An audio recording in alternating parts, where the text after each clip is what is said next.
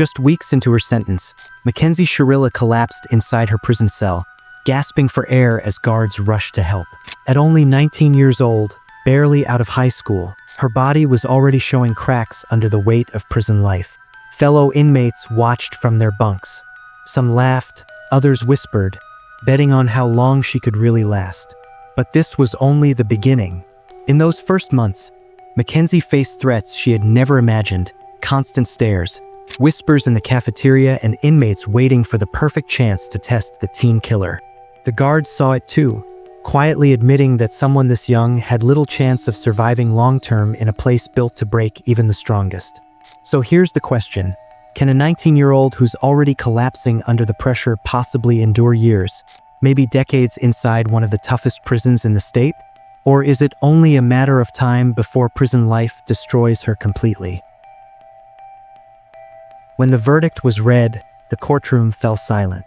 Mackenzie Shirilla stood motionless as the judge delivered her sentence: 15 years to life in prison.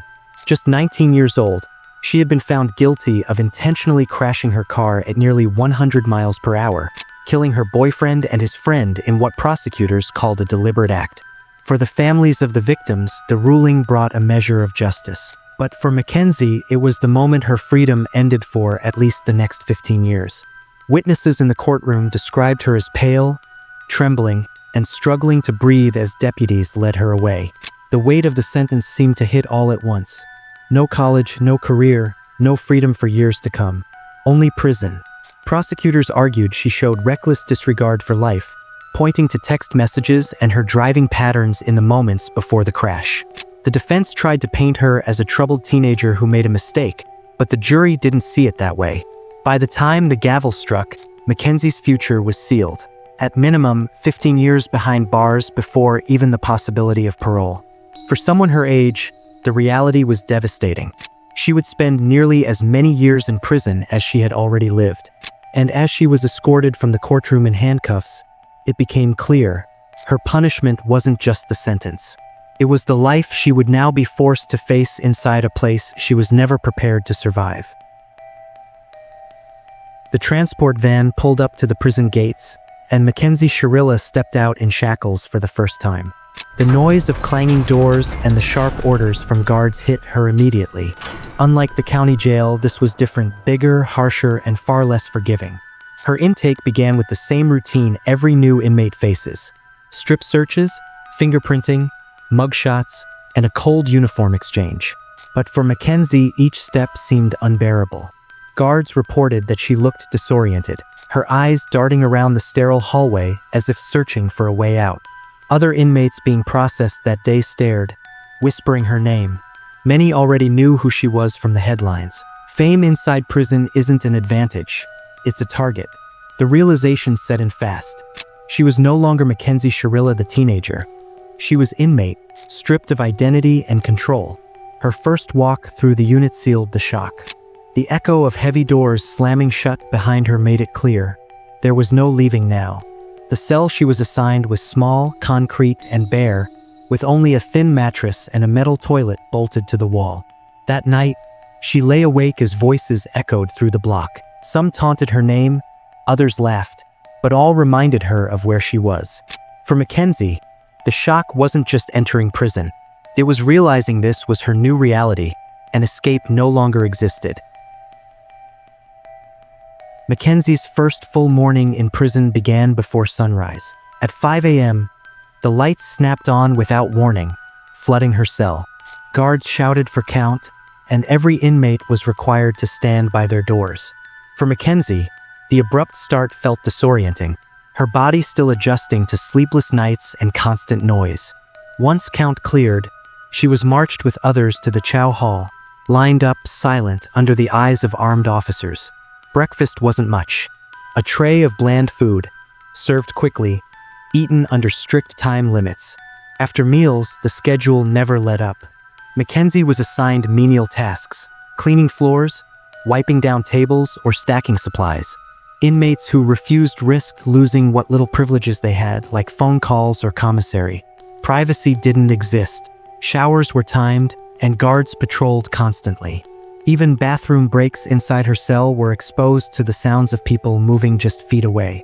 Recreation time was limited to a concrete yard surrounded by razor wire. There, Mackenzie kept her head down, avoiding the stares of older, hardened women who had already decided she didn't belong.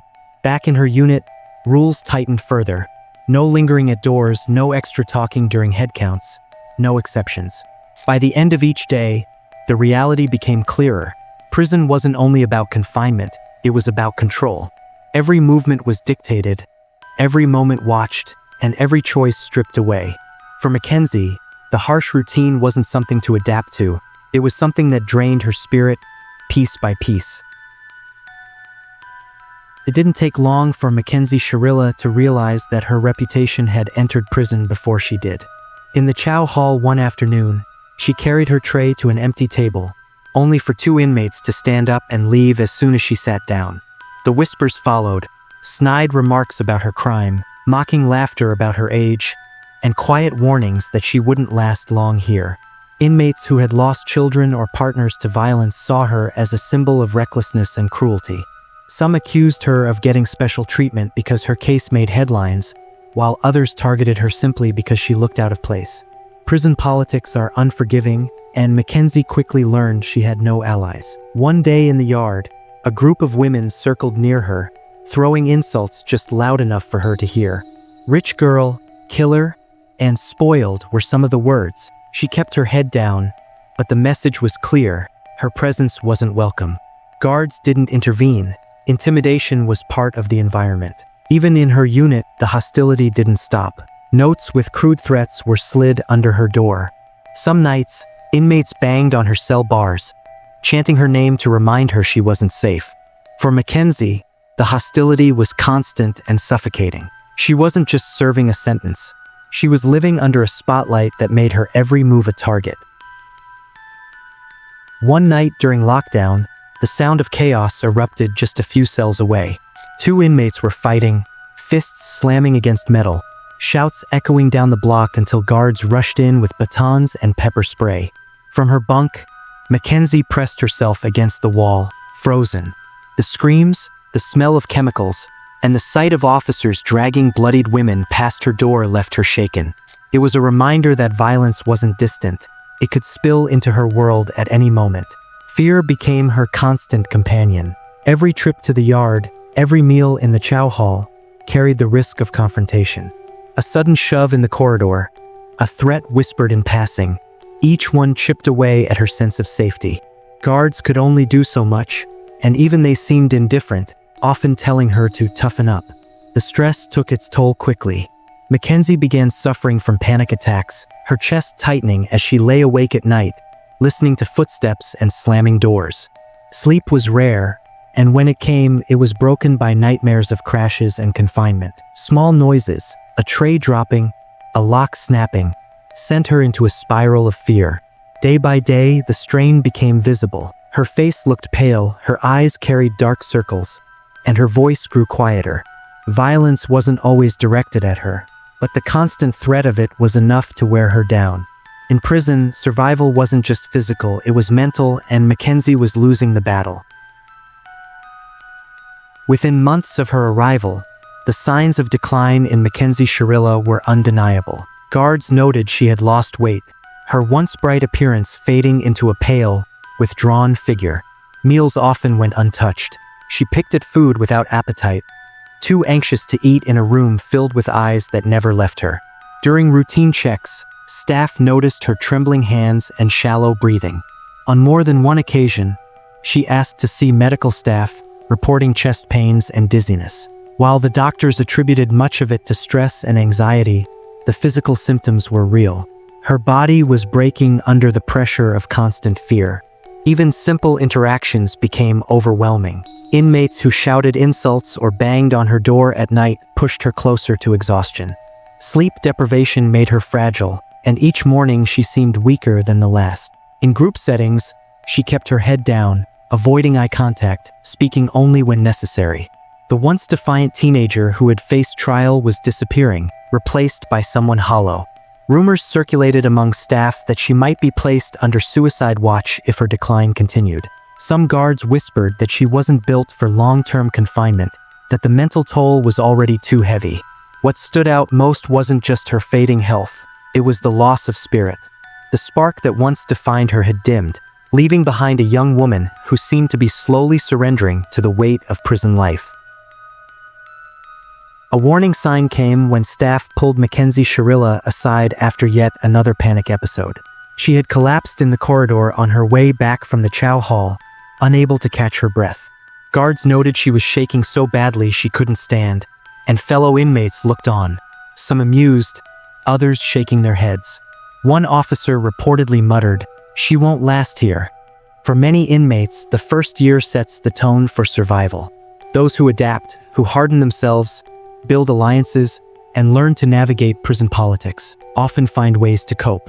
Mackenzie has done the opposite. She has isolated herself, avoided contact, and shown visible cracks that others exploit. In prison, weakness draws attention, and attention brings danger. Her physical decline only worsens the outlook. Skipped meals, sleepless nights, and recurring health complaints paint the picture of someone already buckling under the weight of confinement. The mental strain is just as severe. Every taunt chips away at her willpower. Every confrontation adds another layer of fear. Without resilience or support, her ability to endure decades behind bars is doubtful.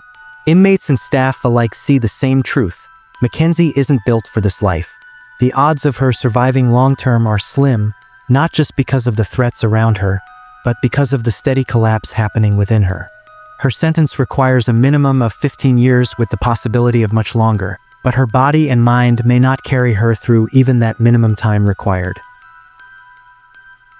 Mackenzie Shirilla entered prison at 19 with a sentence of 15 years to life, but it's clear her real punishment goes beyond the years on paper. From the day she collapsed in her cell to the countless nights of fear and isolation, her decline has been steady and visible. The courtroom may have closed her case, but prison itself is delivering the harsher verdict, one that chips away at her health, her spirit, and her ability to endure.